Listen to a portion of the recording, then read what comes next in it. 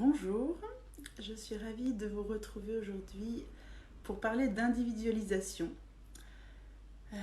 J'espère que tout va bien pour vous, pour chacun d'entre vous, que ce confinement qui dure encore pour un mois, un petit mois maintenant, 3 semaines, normalement, n'est pas une nouvelle trop lourde.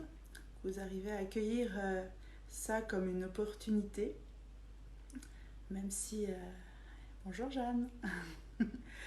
Même si il y a souvent il y a pas mal d'adaptations pour tout le monde, mais arriver à trouver du positif, à voir ce que vous pouvez en tirer aussi de cette situation. Donc voilà, même si ne faut pas dénigrer non plus les émotions, ce qu'on en ressent, des nouvelles, de ce qui évolue, toujours accueillir, prendre le temps d'être à l'écoute de son corps, de ce qu'il a à dire, parce il dit beaucoup de choses, il a souvent les solutions même. Donc voilà, c'est important. Hop là.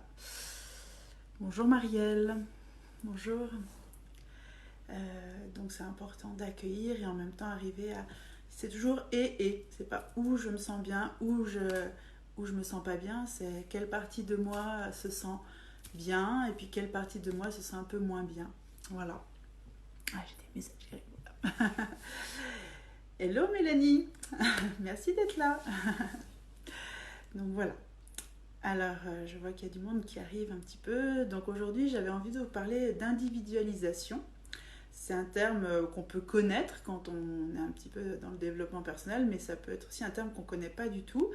Je l'aime bien parce qu'il résume bien aussi ma démarche, l'accompagnement que je fais avec les personnes, le chemin que je leur propose de vivre dans les accompagnements, avec les vidéos. C'est pour moi un fil conducteur, mais il peut être mal vu parce qu'il s'associe à l'individualité, à l'égoïsme, à l'égocentrisme éventuellement quand on ne connaît pas le fond de ce mot, surtout dans notre je dirais culture ou éducation. À la fois on a besoin d'être avec soi, mais on nous a appris à penser aux autres d'abord, à penser aux besoins de l'autre, que l'amour inconditionnel, comme j'en parlais dans la vidéo, c'est d'abord que l'autre soit heureux. Et finalement l'individualisation parle vraiment de cette subtilité du moi avec l'autre. Donc l'individualisation c'est vraiment l'unique, la notion d'unique et justement la différenciation des uns et des autres d'une chose. Dans la définition elle est un peu complexe, je ne pourrais pas vous le dire mot pour mot, voilà, mais c'est être un être unique. On est individuel, ça c'est important. Et c'est important d'aller sur le chemin de cet être, de le connaître. Ce qui souvent, les générations passées, je vais le dire comme ça, ma génération, j'ai 42 ans, on pouvait nous apprendre à avoir du tempérament, à prendre sa place, mais pas être individuel dans le sens qui je suis moi différent de mon clan familial par exemple, ou de mon clan le plus proche qui m'a élevé, qui m'a fait grandir et du coup qui m'a montré des repères. Souvent on reste dans le clan. En plus notre cerveau lui-même il a envie qu'on reste dans un clan. La partie archaïque du cerveau veut qu'on reste dans un clan pour ressembler aux autres. Donc s'individualiser c'est difficile.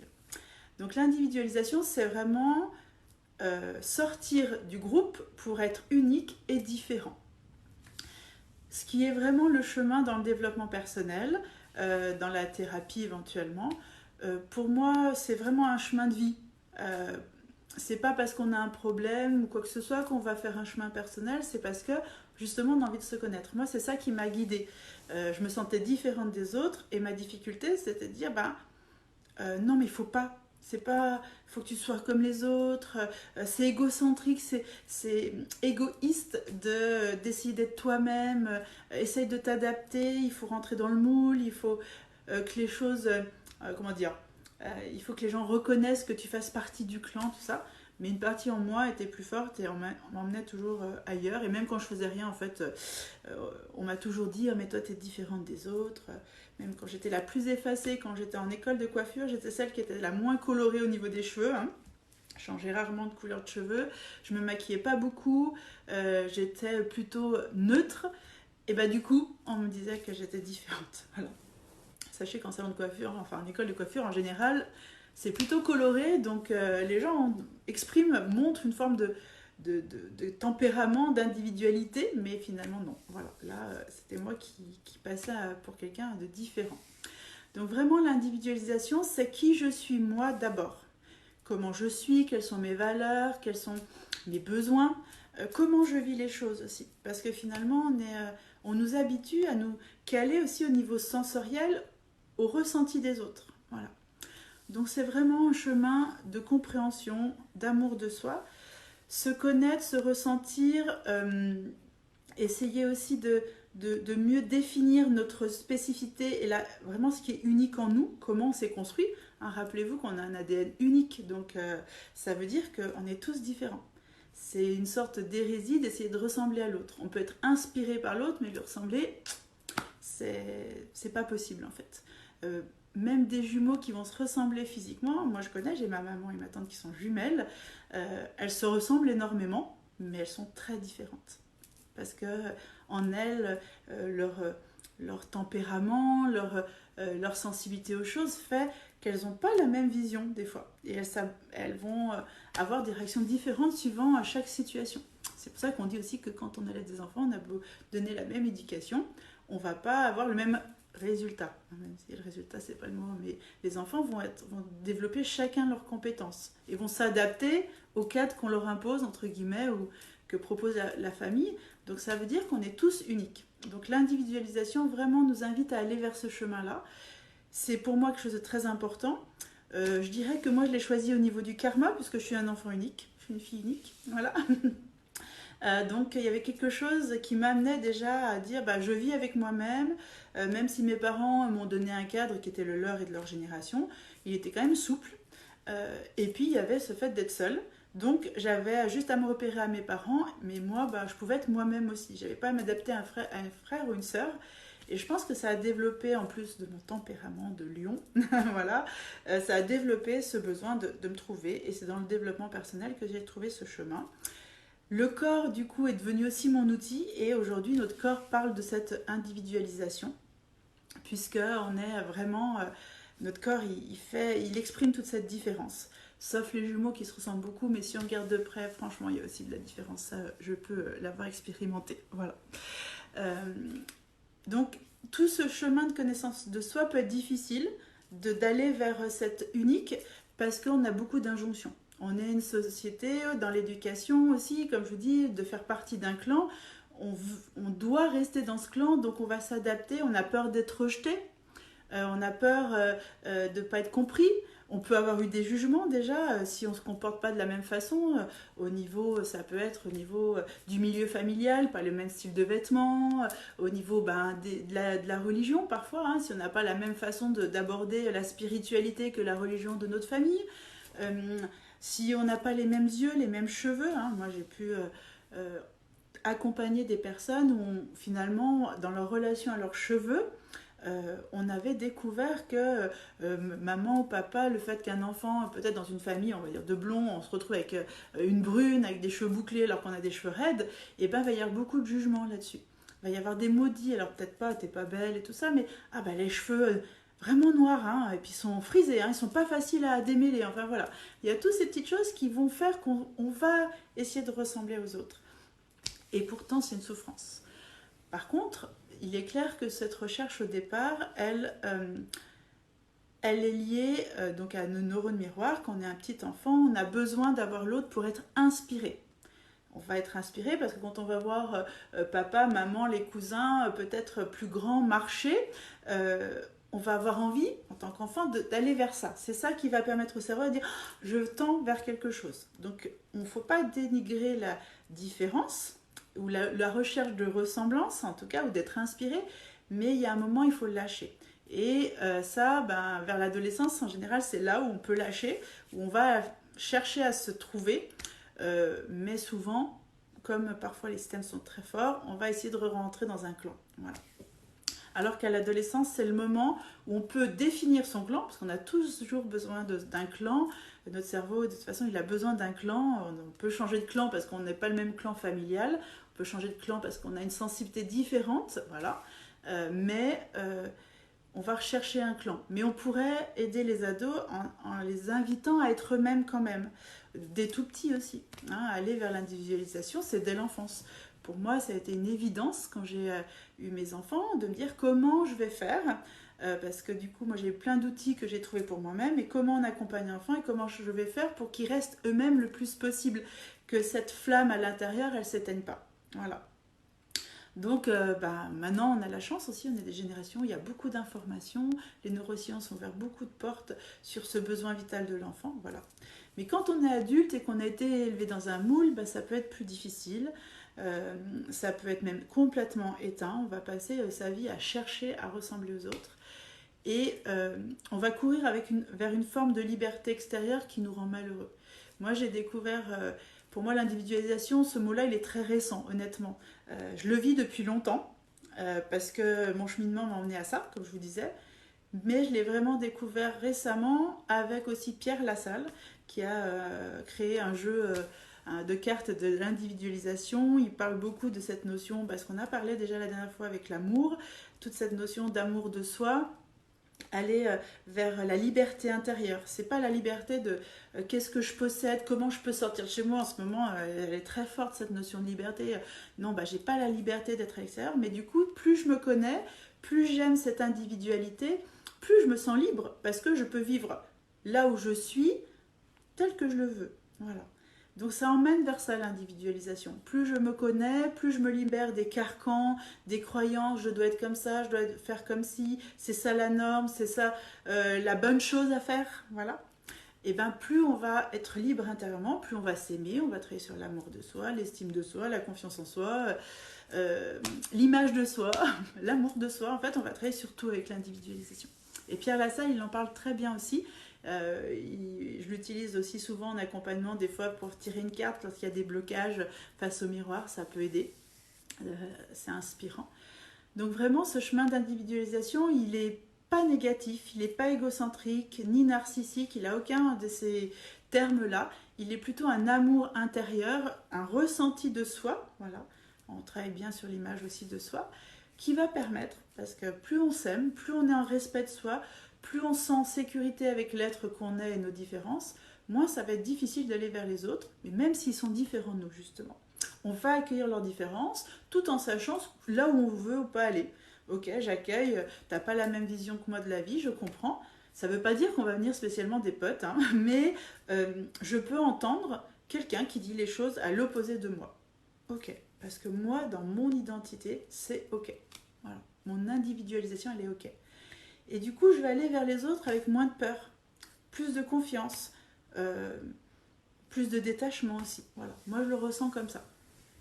Donc ce mot-là, il regroupe aujourd'hui vraiment tout le cheminement qu'on entend dans le développement personnel, coaching, psychologie positive.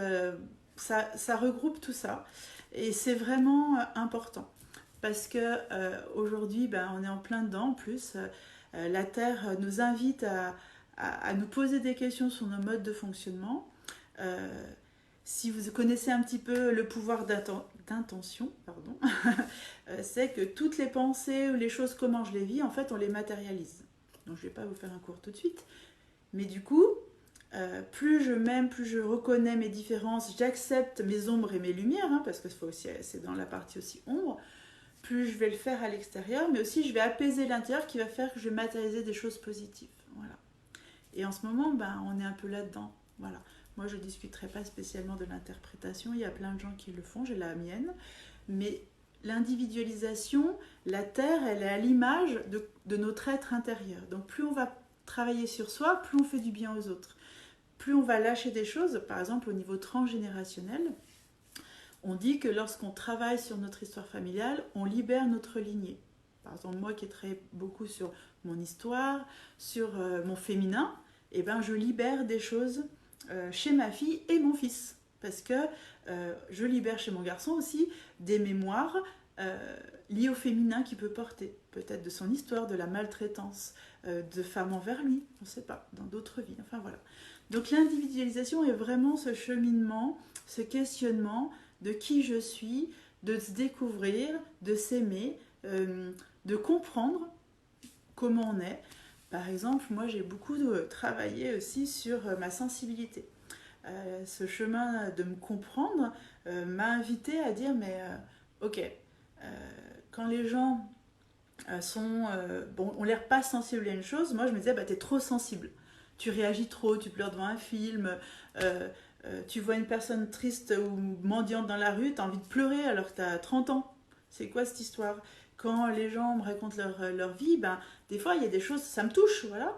Et je me disais, mais il y a des gens qui sont beaucoup plus distants, voilà, plus, ouais, qui ont l'air d'avoir une forme de recul. Avec le temps, je me suis rendu compte qu'il y a des gens qui sont plus peut-être blindés, je veux dire comme ça, fermés ou bon, en protection.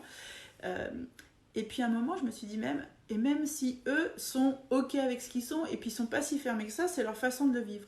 Moi, je le vis différemment. Et en tant qu'hyper sensible, ben, en fait, je me suis dit, mais c'est OK, en fait. Dans ce chemin d'individualisation, je me suis dit, mais c'est OK. Moi, je vis les choses avec cette sensation-là, ce degré-là. C'est là mon curseur, en fait. Et c'est ça aussi le chemin. C'est de, pour chaque chose de sa vie, on va découvrir, mais quel est mon curseur à moi?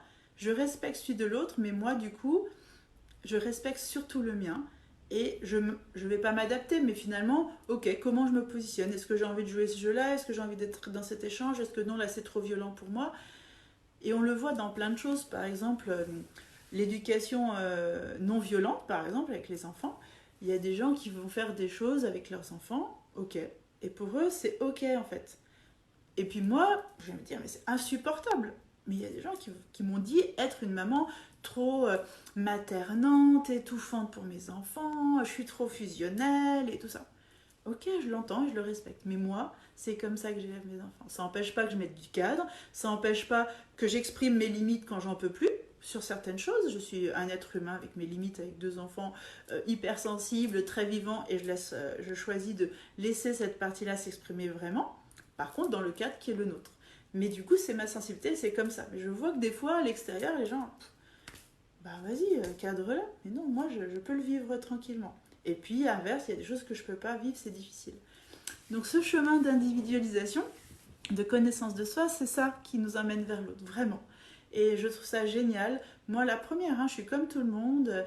Je me suis suradaptée sur des choses parce que atypique, enfant atypique, mais il fallait que je rentre dans le moule parce que finalement, je connaissais pas ce que c'était. Je voyais autour de moi tous les gens pas fonctionner comme moi, la plupart. Donc je me disais, c'est moi qui ai un problème, puisque voilà, on est intelligent, notre cerveau il se dit, tiens, si notre environnement est pas comme moi, comme nous, c'est moi qui dois m'adapter, voilà. Donc pour la survie, ok. Et puis en fait, avec le temps, j'ai jugé aussi. Je me suis dit, du coup, c'est elle est trop dure, elle a pas de cœur ou machin. J'avais des conditionnements mentaux que j'ai appris à défaire parce que je me rendais compte que ces conditionnements, je me les appliquais à moi de toute façon. C'était mes formats. Je me limitais dans plein de choses. Et plus je me connaissais, plus je libérais ça, plus je me sentais légère. Moins j'ai peur des autres aussi. Parce que j'ai eu beaucoup de jugements aussi, donc du coup j'ai fini par ma sensibilité, étant très sensible, effectivement d'avoir un petit peu peur des gens peut-être qui font plus façade que moi. Moi, je fais pas façade, je sais pas faire en fait. Même si je dis rien, ça sort, ça se voit sur mon visage, mon expression. Et puis maintenant, je sais plus le faire vraiment. Je reconnais, j'ai accepté du coup de dire pour moi c'est trop dur ça. Voilà. Et je dis pour moi. Voilà. Donc pour moi, c'était vraiment important et vivant de parler de ce terme, surtout aujourd'hui dans cette société où on mélange un petit peu entre l'égoïsme, l'individu, l'autre. Il y a à se trouver là-dedans. Moi, j'adore ça. En fait, moi, je travaille vraiment que sur l'individualisation. Après, il y a tous les outils de relation aux autres. Mais ce que j'adore, c'est d'aider les personnes à se découvrir, elles, en tant qu'êtres uniques, à s'aimer. On est des êtres extraordinaires. on est une structure incroyable. Quand, si on réfléchit, on prend juste le temps de réfléchir au système respiratoire, digestif, reproductif. Hein. Donc j'ai la chance d'avoir des enfants. Moi j'avais envie et du coup de vivre ça dans mon corps. Incroyable quoi. Un enfant, voilà, dans le ventre, il grandit tout seul, il se développe tout seul. Mais c'est mon système, c'est mon corps qui a créé tout ça. Donc vraiment, c'est assez magique de découvrir ça, d'aider les gens sur ce chemin d'individualisation, de connaissance de soi. Et vous voyez, en vous le disant, il y a ça qui me vient aussi, c'est que plus on se connaît, moins on va faire effectivement, on va pas chercher à l'extérieur à compenser, on va moins abîmer notre planète, on va moins être exigeant avec les autres, on va moins juger. Euh, on va pas compenser par l'extérieur en fait. Ça veut pas dire qu'on vit en ermite. Hein. Je vis pas du tout en ermite. J'aime voir du monde et tout, mais on n'a plus cette pulsion de compenser où on va consommer. Alors consommer, c'est pas que de la matière pour moi. Hein. Ça peut être consommer de la relation, ça peut être euh, contaminer les autres avec nos émotions, parce que quand on ne se connaît pas, on peut contaminer les autres. Si on n'écoute pas ce qu'on ressent, on va déverser sur l'autre des émotions. Aujourd'hui, des dictateurs, je vais prendre cet exemple, pour moi un dictateur, au-delà de tout ce qu'il fait, hein, c'est une personne qui ne se connaît pas, qui n'a pas d'amour de soi, et qui va chercher à dominer les autres pour sentir du pouvoir intérieur en fait. Voilà. Donc ça c'est un exemple. Et l'individualisation, elle nous fait sortir de ça. Elle nous ramène à l'amour de soi. Et on ne vit pas dans un monde de bisounours. Hein, on ne vit pas, ok, vous voulez des relations, je peux être très dure, des fois me positionner avec fermeté quand il le faut. Je peux paraître dictateur sur certains trucs, parce que pour d'autres personnes, ça va être trop dur. Mais je le travaille à l'intérieur, c'est pas là. C'est pas un conditionnement, c'est pas il faut, c'est qui je suis moi, je suis allée me chercher. Voilà. Donc j'avais envie juste de partager ça avec vous, de vous faire réfléchir. Hein. Mes vidéos, elles apportent pas une solution complète, même si je peux accompagner les gens. Et moi aujourd'hui, c'est vraiment mon chemin avec la relation corps, puisque je travaille vraiment sur l'image de soi, le corps, l'individu, apprendre à se regarder et à aimer toutes les parts de soi, et même celles qu'on n'apprécie pas, voir pourquoi on les apprécie pas, mais les aimer pour ce qu'elles sont ici et maintenant. Ça, c'est important. Donc voilà, ça j'adore, j'aime vraiment ce thème, vous voyez, si je pourrais en parler tout le temps et puis passer des heures là-dessus. Mais le but avec mes lives, c'est surtout vous apporter une réflexion, un partage aussi. Du coup, peut-être que vous avez aussi des questions, hein, je ne l'ai pas dit au début du live, mais s'il y a des personnes qui regardent là et que vous avez quelques questions pour clarifier aussi ce que je dis, parce que pour moi c'est une évidence, hein, je baigne dedans, j'ai regardé ça sur tous les angles, à l'extérieur et à l'intérieur, donc peut-être que vous avez envie de précision. Donc n'hésitez pas à poser des questions. On reste encore quelques minutes ensemble. Donc allons-y et je pourrai répondre à ces questions. Mais le but de mes vidéos, c'est vraiment ouvrir une porte, participer, emmener ma contribution avec ma sensibilité, l'offrir aux autres. Voilà. Et je crois qu'aujourd'hui, on en a besoin. C'est vraiment ce que je ressens. J'ai foi dans ce qu'on est en train de vivre, qui n'est pas anodin. C'est aller vers quelque chose, une société plus évoluée, plus consciente. Et l'individualisation, elle emmène vers la conscience. Conscience humaine, conscience spirituelle, voilà. Et ça, je pense que c'est important. On ne peut pas continuer. Et puis moi, j'arrive pas à croire que la société, ce soit ce qu'on voit avec des gens en souffrance, des gens en manque, des gens qui se battent les uns les autres, qui ont peur des uns des autres. Et voilà, pour moi, c'est l'individualisation, c'est revenir à soi. Voilà. Papao, coucou, j'avais pas vu ton bonjour. Merci pour ce live, beaucoup de partage, ça fait du bien, merci. Merci à toi d'être là, merci. Je me rappelle de ta joie et de ton énergie, donc merci aussi à toi pour tout ce que tu emmènes. Donc voilà, c'était mon petit partage, ma contribution. La vidéo reste en replay, donc n'hésitez pas si vous la regardez, que vous avez envie de poser des questions, je reste en lien, je vois toujours quand même mes notifications, donc je peux répondre plus tard. Anaya, merci. Merci beaucoup. Je vous souhaite une belle fin de journée, parce que là on va sur la fin de journée. Et puis on se retrouve mercredi, mais une petite surprise, suivez un petit peu sur les réseaux. Tout se confirme demain, donc suivez, on va vous faire un live un petit peu particulier avec une amie. Voilà. Je vous fais des bisous, je vous envoie plein d'amour et puis à tout bientôt. Prenez soin de vous.